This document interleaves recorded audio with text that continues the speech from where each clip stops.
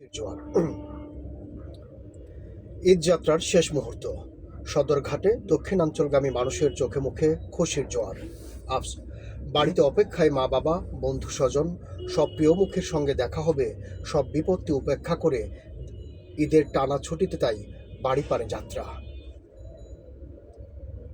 ঈদের টানা ছুটিতে তাই বাড়ির পানে যাত্রা। ভক্সপপ। গতকালের দুর্ঘটনার পর বেড়েছে বিআইডব্লিউটি এর তৎপরতা। প্রতিমন্ত্রীর কড়া নির্দেশনা, ট্রলার দিয়ে যাত্রী উঠালেই নেওয়া হবে ব্যবস্থা। শট। এদিকে রেল স্টেশন যেন জনসমুদ্র। উত্তরবঙ্গের উদ্দেশ্যে ছেড়ে যাওয়া প্রতিটি ট্রেনেই ছিল যাত্রীতে ঠাসা। ভেতরে জায়গা না পেয়ে নিষেধাজ্ঞা অমান্য করে ছাদে ওঠেন অনেকে। ভক্সপপ। বুধবার নীলসাগর এক্সপ্রেস ট্রেনের দুর্ঘটনায় ভেঙে পড়ে উত্তরাঞ্চলের কয়েকটি ট্রেনের শিডিউল। এদিন নীলসাগর এক্সপ্রেস ছাড়ে 7 ঘন্টা দেরিতে। একতা ও পঞ্চগড় এক্সপ্রেসও একই রকম বিলম্ব হয়। ঘন্টার পর ঘন্টা অপেক্ষায় ভোগান্তিতে পড়েন যাত্রীরা। ভক্সপপ। এদিকে রাজধানীর বিভিন্ন বাস টার্মিনালে বাসের জন্য ঘন্টার পর ঘন্টা অপেক্ষা করেন অনেকে।